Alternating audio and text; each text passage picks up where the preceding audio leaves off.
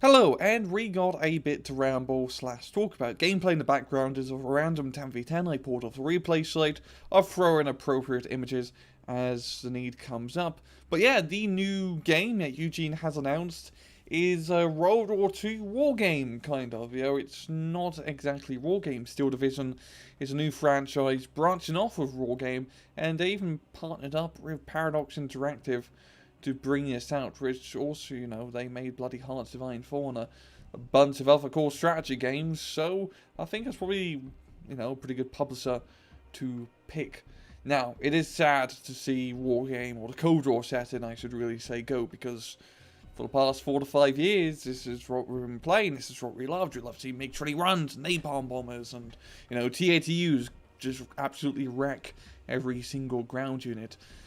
And it is a huge 180 degree going to World War II. You lose IFVs, you lose your jet fighters, anti-tank guided missiles, helicopter rushes.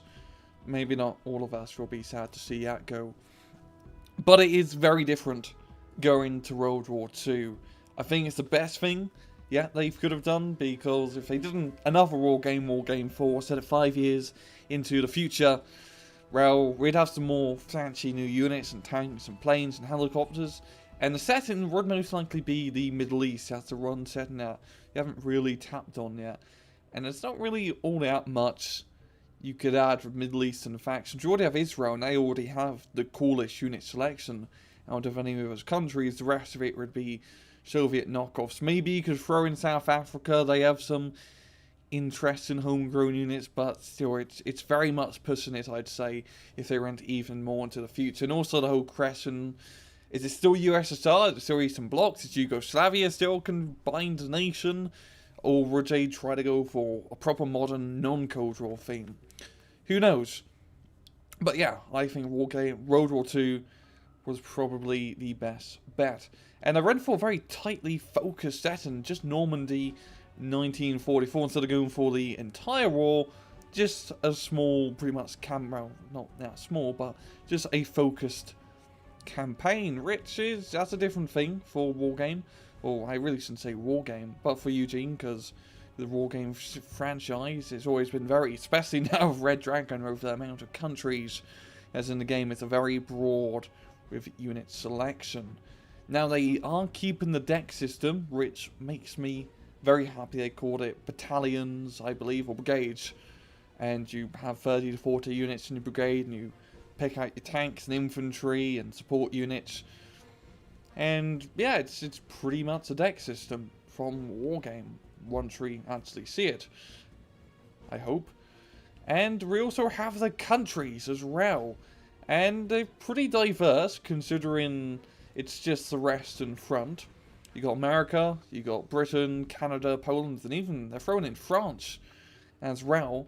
And well, it's going to be fighting Germans essentially. It just seems like it's going to be Germans, so they're going to do the Company Zero things, and you know, have your SS divisions and an army division. I guess they add in some other fancy divisions with slightly different playstyles. It definitely seems that each country, or each, you know, armored division or whatnot you play in your country, will be very specialized. Like the American Airborne 101st Airborne Division will be very good in the early game with light units, but towards the later they won't have the heavier tanks. So I'm guessing Germany's just going to be Tigers and Panthers and King Tigers and Jagd Panthers and all those nasty heavy tanks.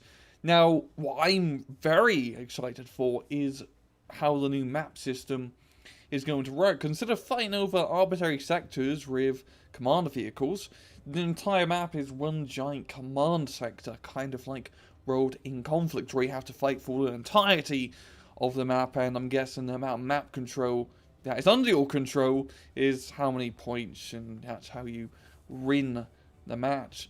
So I'm very happy, because it kind of sucks in Wargame how you just fight over this invisible square essentially, and how you control the square is by having this one unit in the corner of the square and make sure it doesn't die. So having it so you're fighting over the map, and you got a town here, and that town you're not just going to cap it because there's a square around it, but because that's a useful strong point, and that's the, you know, next place in your front line that you want to attack. It definitely seems much more organic. There's also a lot of small different mechanics. We saw naval artillery being a off-map call-in, just like airplanes, and they also are having airplanes, which gonna be pretty cool seeing actual proper dogfights and not missile, circles from 6 kilometers away.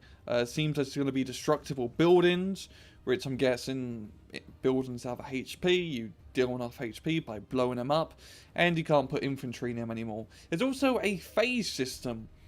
So throughout the match, you have 3 phases: the early phase, mid phase, and then late phase. And as time goes on, you get into the second phase, you unlock some more heavy units, and you get into the third phase, and you unlock some more, even heavier units. And it seems like an interesting way of incorporating like a standard RTS mechanic into like a tactical RTS game where you're not building or gaining, like harvesting resources with dedicated harvesters. Because in those games, you have a few infantry guys, you capture some points in the map, you start building up some better factories, and before you know it, you got a bunch of tanks and an air pad, like Commander & Conquer. So restricting what you can get by a time-based limit, I think that's a good way of doing it, and it really kind of stops the whole, just throwing everything you got at the early part of the game, throwing all TA-2s, or I should say Tiger 2s and Panthers in the early game, but instead just small infantry skirmishes to giant tank fights with naval artillery. Also, infantry can now surrender if they get beat the shit out of them a bit too much. And there's a bunch of other small things to try and make it work into a World War II setting. I'm not entirely sure if they're going to have towed guns. They should. Not sure how it's going to work, if you have to load them up like an infantry unit in Wargame to a dedicated truck. And heck, I'm not entirely sure how infantry or infantry mechanics work right now. We only really know the bare basics. And yeah, I'm pretty damn hopeful for it. I think this is a fantastic idea. They're taking all the good stuff of Wargame, the units, the deck building system, the airplane system, and just took it, put into World War II, add some mechanics that make it work in that time period. And yeah, I think this is a pretty damn good sign. It's not active aggression too, so we can all release our breath on that run. And yeah, my one real concern is, well, they are published by Paradox, this game, and Paradox does a lot of DLC in all of their games. Not saying, DLC is inherently bad, but with Wargame, we saw what DLC the good ones can do, such as Netherlands, adding some fun new units that doesn't break the balance to Yugoslavia. And I really hope that they do not add a crazy power faction that completely breaks up the balance. But and also there's going to be modern support. I forgot to mention that is also a very big thing, because that allows you to add new units. Heck, someone would probably make a Cold War version of Steel Division just using some mods.